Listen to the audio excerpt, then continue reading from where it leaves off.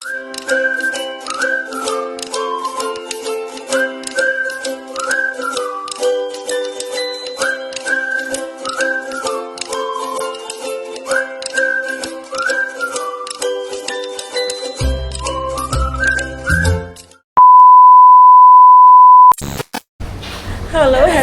mga kakiti. O diba iba na naman ang aking background kasi nandito ako sa Panadero. Kasi nga mga langga, good news. Diba sabi ko sa inyo na hindi kami tawag yan, hindi ako makasali sa Solidarity Walk. Kasi nga, akala ko sinabay ang Solidarity Walk at saka ang Parada Dabawenyo. Kasi kanina umaga nag-start ang Parada Dabawenyo. Etong Beshimay ko, o diba? Sige pangarte. Itong Beshimay ko, nag-chat siya sa akin kasi may kakilala din pala siya na mamaya pa pala alas 4 ang start ng Solidarity Walk. So, para sa inyo, ayan, attend tayo ng Solidarity Walk para sa birthday ni Tatay Digong. So, ayan, samahan nyo kami. Kasama ko mga langga ang mga teachers sa school ni Zian.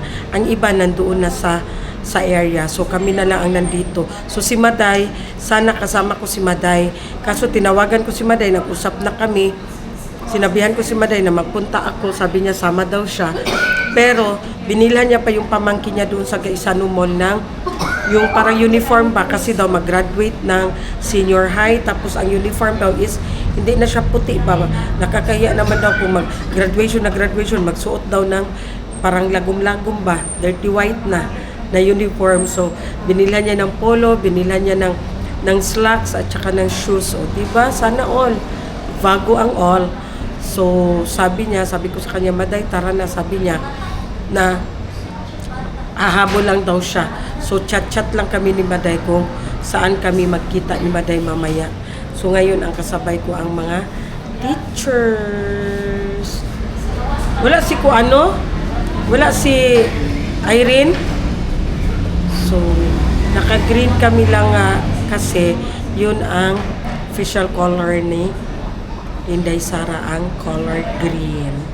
So, kahit naka-short ako, basta kay green, lavern, ganern, lavan lang tayo. So, ayan ang aking. Okay na. Nag-vlog pa ni Siko. Oh, nag-record pa man eh. Pero may tawag ako si Maday, siguro ito ba? O, Maday, good ay. Maday?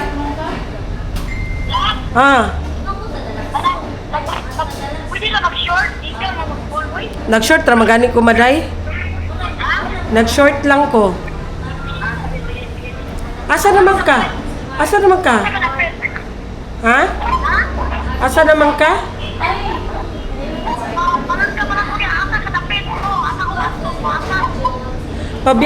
Pabiyahe pa mi. Dito man sa Rojas ang kuan. Sa Rojas man. Oh, Rojas. Sige, bye. Manawag lang ko yung niya. Oh, sige, bye.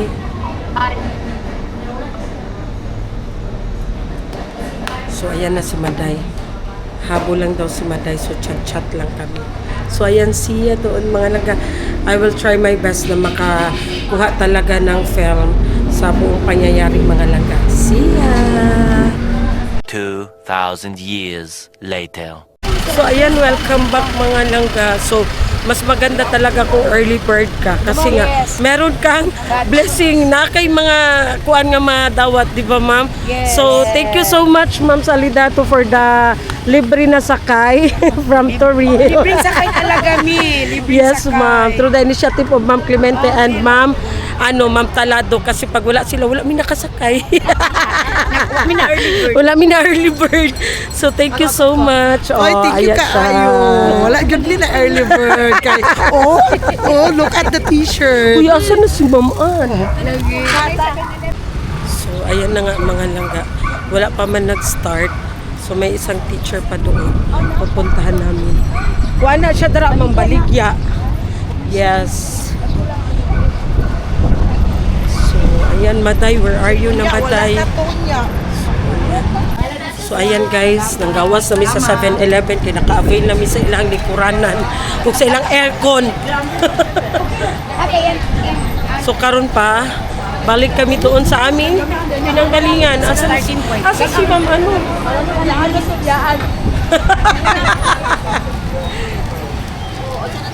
So, Nandito na po ni guys. yes guys, andito na naman kami guys. Tapos dito guys, i-post na naman kami guys. Yes, guys. Kasi nagsama kami. Yes. Bakit wala bang karapatan magsama ang parent at saka ang teacher? Yes. No! Yes, guys. Kung nainggit ka, magsama ka. Yes, kung nainggit ka, gusto mo sumama sa amin, okay lang. Just approach us. Na, huy, inggit ko, uban ko, chay lang. Ani. Hindi, balik kami doon sa starting point, mga langga. Ilan daw? 350 po per piece, ma'am. Ma'am, like naman sa page, ma'am. Ano siya? Handmade po kasi yan, manuman. Mano-mano. Sabi na po sa lahat, akin lang meron. Yes. Two-phase accountability. Yan naman talaga. Now, with all the missiles, para itong lahat nakatutok kay VP Inday Sara, itatag pa rin. Nandito So, ayan na nga mga langga, nakabisi na lahat. Kung kilala niyo yan siya si Paulo po, yung vlogger po na Kasi hindi mo kilalang pangalan. So, ayan na siya.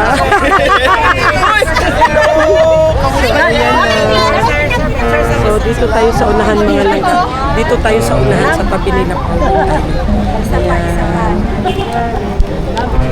So kanina nakita nyo yung cake kanina ni Tatay Digong. Ipakita ko sa inyo, yun po ang 81st cake niya.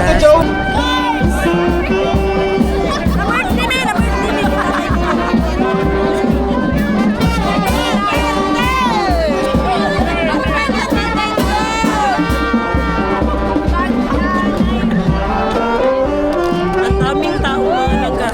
Nagkakake tao maday. Daming tao. So ayan na mga langga. A few moments na lang para mag-start na ang ating parade. And then, nakita natin si Joey, yung vlogger. Nakita natin si Paulo. So, ayan na. Wala lagi sila at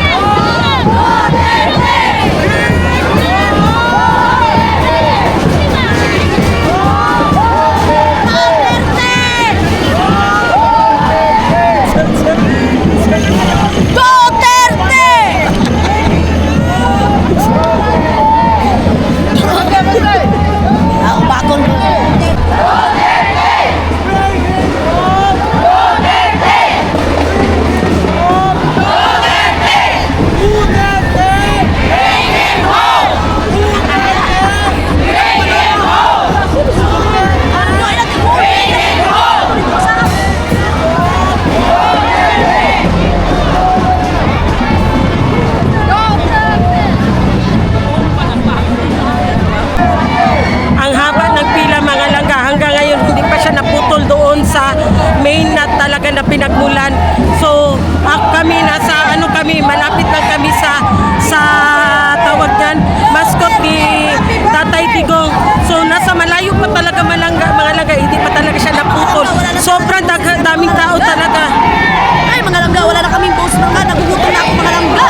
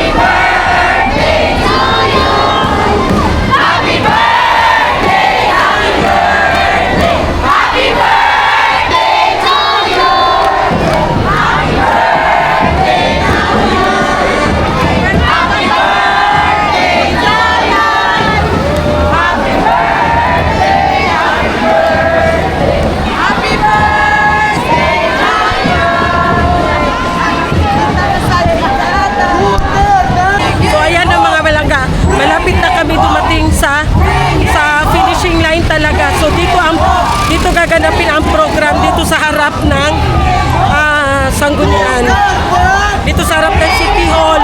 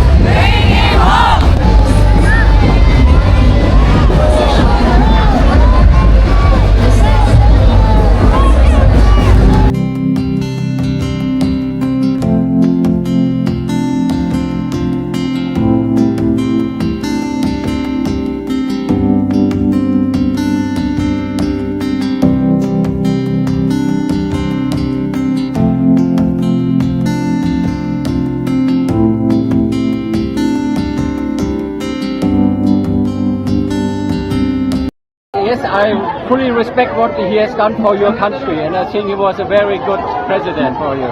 So, are you here for the Solidarity Walk, sir? I'm here for vacation, but my wife is born in Davao City. My wife is from Davao, and she's also a big supporter. So you are now the supporter. No, sir, why, what the circumstances, sir, that you are the supporter now of the former president? Yeah, first of all, my wife is running a group, DDS group in Germany, and I'm here in the Philippines since 1992, and I have seen the development, and I've seen so many presidents. Yeah. And the best impact for the country, for the people, was Mr. Duterte.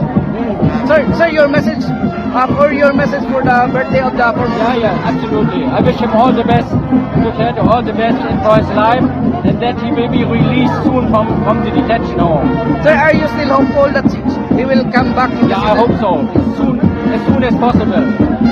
Everyone should help to make that happen. Thank you, sir. Thank you. 2,000 years later. Matagal nang Siya po ang best friend ni Tatay Digong. Siya po ang kasama ni Tatay ng Digong punong bayan noong pag-aresto sa at kanya. Pangulo, pinakamagiting na Pangulo ng mahal nating bansa, si Mayor President Rodrigo Roa Duterte. Ngayong araw na ito ay pinagdiriwang natin ang ika-81 kaarawan ni Mayor Duterte sa di kanais-nais o di kaaya-ayang sitwasyon.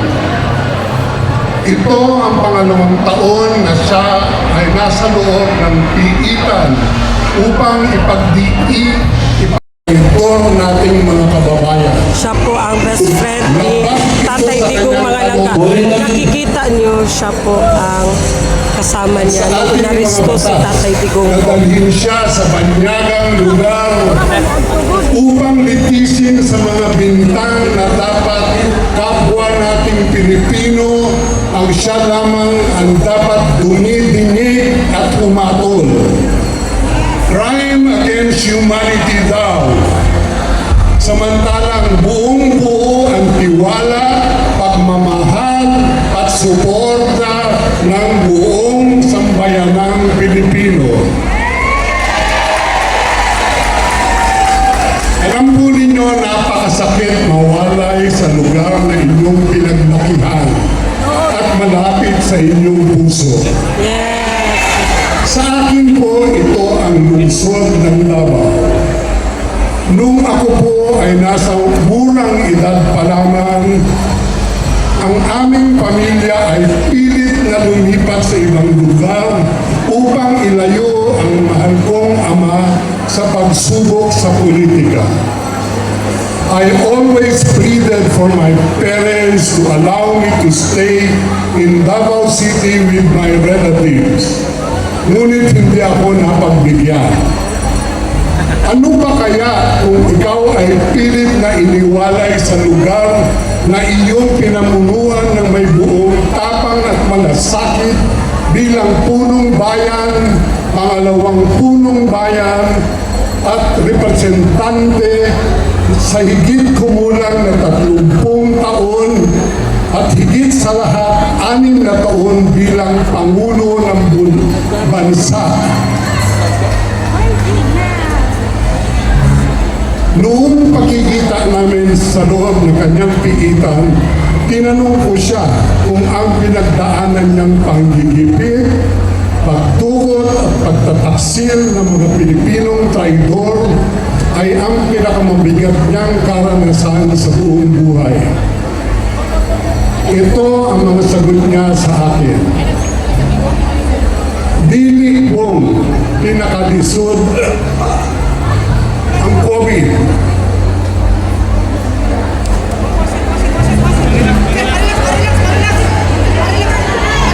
Dili kong pinakalisod ang COVID.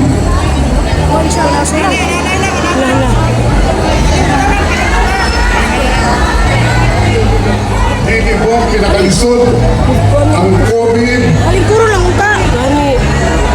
Pero apil na ni sa serbisyo sa katauhan.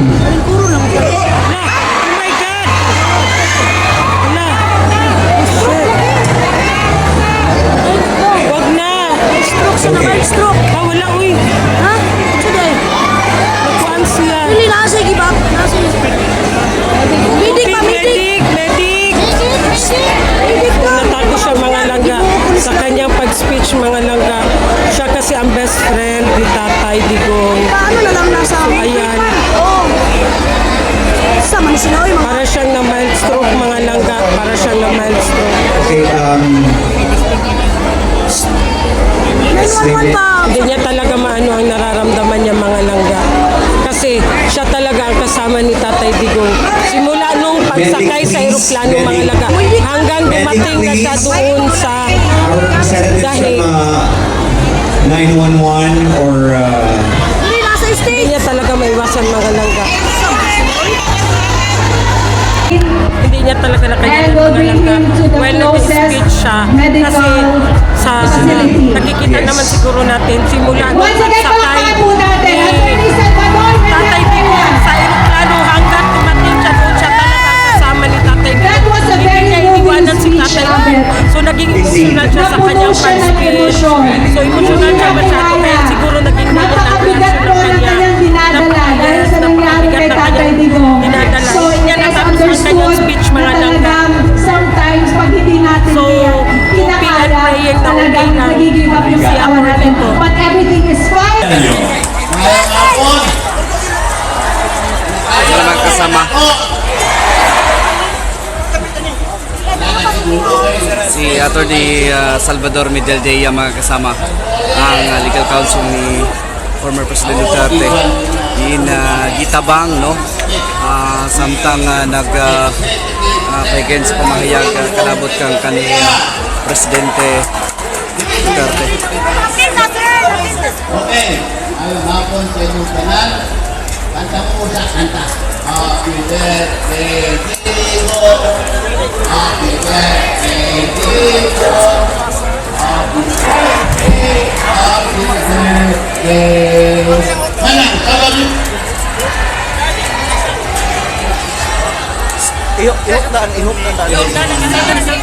ihok na daan. Relax natin, relax ka.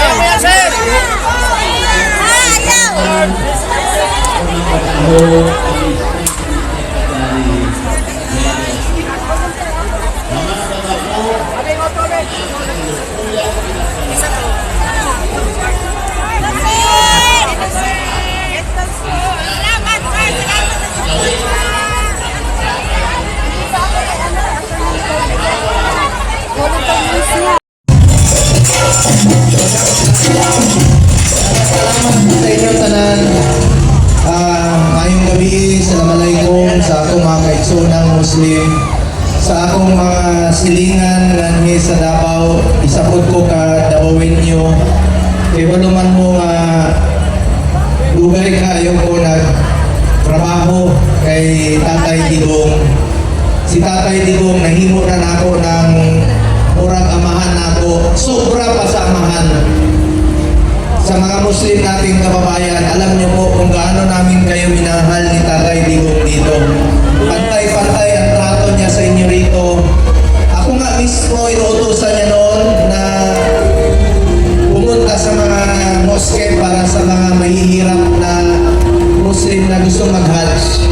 Ganon po siya magtrato ng mga kababayan natin. Mahal na mahal niya at pantay-pantay. Dahil lahat tayo, Kristiyano, Muslim, kapatid tayo lahat. Tagaliwin ko na lang ang aking salita kasi yung iba dito, maaaring mga bisita natin na pumunta rito para ipakita ang kanilang pagmamahal kay Tatay Digong. Alam nyo, ito yung tingin ko na pinakamalungkot na birthday sa buhay ni Tatay Digong. Simpleng tao lang yan si Tatay Digong. Alam nyo yan, di ba? Napakasimpleng tao tuwing birthday niya. Marami niyang sinasabi sa akin noon, oh, ayaw kong lumabas. Magpakain ka lang dyan sa mga Cancer patient. Smoky Mountain o minsan doon sa Santa Ana sa mga scavengers. Pakainin mo sila, yung mga cancer patients. Sabi niya, ayaw kong lumabas. Gusto ko, mag-isa lang ako, kasama ko ang aking mga anak o apo. Ganun po kasimple si Tatay Digong tuwing birthday. Pero iba po ang sitwasyon ngayon. Mag-isa lang po siya. Yes. Wala siyang kausap, wala siyang Sakit sa kasama. Pakiusap ko lang po sa damdamin mga inyo, langga. ipagdasal po natin si Tatay Digong. Yes. Huwag tayong tumigil sa pagdasal sa kanyang kaligtasan, kalusugan at kalayaan. Huwag tayong tumigil. Alam niyo si Tatay Digong, ginawa lang niya ang trabaho niya para sa bayan. Hindi na dapat tatakbo ng presidente noon eh. Pinilit ng tao. Ngayon, nagserbisyo po siya sa atin. Ginawa niya po ang lahat para sa kinabukasan ng ating anak. Kaya, wala nakakalungkot lang po. Isa ito sa pinakamalungkot na birthday ni Tatay Digong na mapalayo po sa ating mga kababayan. Mga Davawin niyo, mga minamahal kong kababayan, salamat sa inyong pagmamahal kay Tatay Digong. Sana po ang inyong pagmamahal kay Tatay Digong, may pakiusap lang po sa inyo. Mahalin niyo rin po ang kanyang buong pamilya na nagsiservisyo rin po sa ating mga kababayan. Salamat rin po sa mga kasamahan niya rito. Itong karamihan dito, nakasama pa niya sa City Council noon. Sila Councilor Dayanirang, Councilor Alrayan Taminandre. Yung iba mga anak na po, si Councilor Acosta, sila Councilor Tec Ocampo, mga Councilor Villapuerte, Councilor Bumbuyan, Councilor Mahipos. Anak na po ito ng mga anak yung kasama niya. And of course, ang ating mga kasamahan po sa gabinete ni Tatay Digong na patuloy pong nagmamahal, nagdadasal po kay Tatay Digong. Mga cabinet secretaries niya, nandito rin po kanina. Ayan si Attorney Jimmy Bondok, ang ating future senator din po. Yes! Yes, sir! Kasama ko po yan sa Duterte. At si Congressman Cardema, chairperson ng NYC. Siya yung sa Duterte party list. Very, hanggang ngayon, nandiyan pa rin po na patuloy na nagmamahal. Mora to, kanang hangyo lang ko sa inyong tanan. Dili ta mo undang sa pag-ampo sa maayong panlawas o maayong kahigtang ni Tatay Digong. Kaya kung man mo giunsa ta pagpalangga ni Tatay Digong. Yes. Napakasimple tao. Sa tinuod lang, kung nasakitan mo, kung nasaktan po kayo. Mas nasaktan po ako dahil halos araw-araw kong kasama si Tatay Digong since 1998 hanggang 2022 dahil umuwi na siya rito. Ako, may trabaho po ako sa Manila. Nagabuntag yun na, pagmata niya, mahumusta, unsa na kahintang sa tao, unsa na kahintang sa syudad. Antod katong nahimo siyang presidente. Sakit kayo sa akong lughan na mo sobra pasamahan ng akong trato sa iya. Ang akong amahan gani tulo ka tuig mi di magkita. Hindi po kami nakikita ng aking tatay sa loob ng 3 taon. Si Tatay Digong wala pang 3 araw storya magkita yun eh. Naanab na mo na sakitan kayo ko. Kung namay nasakitan kayo dire, kung meron man pong nasaktan dito, ako po yun na talagang depressed po ako sa nangyari. Ang wish ko po ngayon sa birthday ni Tatay Digong, sana makauwi na siya dito sa ating bayan. 81 years old na po si Tatay Digong. Pinood lang. Sabi ko nga, harmless na si Tatay Digong. Dili na to makasakit sa ila. Mas harmful kung tuwa siya sa layo, laing nasod, layo. Ang gusto kinabuhi ni Tatay Digong, muuli din rin. Magserbisyo niya sa City Hall. O trabaho na lang niya para magserbisyo sa inyong tanan. So, nakikiusap po ako sa inyo, huwag mo tayong tumigil na ipagdasal po si Tatay Digong. Kaya wala ko si Secretary Medialdea. Nanukoy gani ko ganina. Kaya wala ba mo nga pagdala sa Netherlands niya, siya to'y kauban sa aeroplano. Pag-abot niya na to, gidala sa hospital si Secretary Medialdea. Kaya i-atake siya. Nanawag tong security ni Tatay Digong, iwan niya na nawala ng namuti ng mata. Ibutangan sa pacemaker na to. Mauna to siguro karon nga medyo idara naman po, 74 years old na po si Secretary Medialdea. Palakpakan po na to, Secretary Medialdea. So, salamat kayo sa inyong pagpangga. Mga Damawenyo, mga minamahal kong kababayan, maraming salamat po sa inyong pagmamahal kay Tatay Digong. Salamat kayo. Pinalangga yan mo ni Tatay Digong sa Tinola. Duterte! Duterte! Duterte! Duterte! Duterte! Duterte! Duterte! Kung naanong to din sa Tatay Digong, malipay ito na ang inyong suporta kung pagpangga kanya.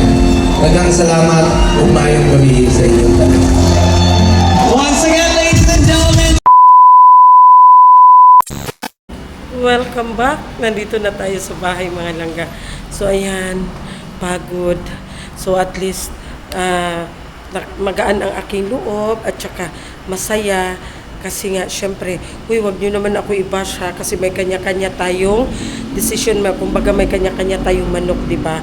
Ako hindi ako nag-ano, pero syempre, as Damawenyo, syempre, I love Tatay Digong, di ba? So, yung mga basher dyan, pangunahan ko na lang kayo, hindi ako nangumpanya or hindi ko sinasabing, ano kayo kay Tatay Digong, basta ako i-express ko lang yung feelings ko na I love Tatay Digong. So suporta ako sa kanya, especially today is his birthday, o di ba? Basta nag-celebrate ako together with the Damawenyos. Wala akong intention na nangumpanya or na nag-endorse. Basta syempre Damawenyo, Tatay Digong, syempre suporta ako sa kanya. And then nasa sa inyo lang yan, sana wag nyo akong i-bash ha, o diba? So, that's all for today's ganap. Pinakikita ko lang sa inyo, at least, kung sino man yung mga pro-Duterte dyan, at least, alam ko, mapasaya ko kayo. Sa mga anti-Duterte naman, pasensya na po, wala akong wala akong masamang intention, basta pinapakita ko lang sa inyo kung ano ang kaganapan dito sa Davao City during Tatay Digong's birthday. So ayan, thank you so much guys. God bless us all. So, ayan na nga mga langga, may nangyari kanina doon sa stage. So, kung nakikita nyo or nakikilala nyo yung tao na kasama ni Tatay Digong simula nung pagsakay sa eroplano hanggang sa dumating sila doon sa The Hague. Yun siya is si Attorney Salvador Medaldea. So, siya ay inatake kanina sa habang nagbibigay siya ng kanyang mensahe or ng kanyang karanasan nung kasama niya si Tatay Digong nung pag-aristo. So siguro naging emotional siya mga langga, hindi niya kinaya. Una, yung parang heavy lang ang pag-atake niya mga langga ba, yung parang gisidok lang gud siya, parang ganun lang siya, pero hinahawakan niya yung heart side niya. So hinahawakan niya yung heart side niya. So sabi ng anak niya, kasi yung anak niya nasa gilid niya na humahawak ng sungkod. So, sabi ng anak niya is umupo na lang muna siya, pero sabi niya no, it's okay lang daw. And then nagpatuloy pa rin siya sa pagbibigay ng mensahe hanggat sa pangalawang beses na siya gisidok. Parang gano'n na siya, tapos parang na siyang matumba. So that's the time na si Senator Bongo, parang worried na siya. So pinapaupo na lang si Attorney Salvador Medaldea. So siya ang legal counsel ni Pangulong Rodrigo Duterte. So sa kasamaang palad, hindi niya natapos ang speech niya kasi dinala siya sa hospital. So meron namang mga medic doon, so nadali lang siya dito. So gikuha siya sa mga medic, dinala agad siya sa hospital. So ayan.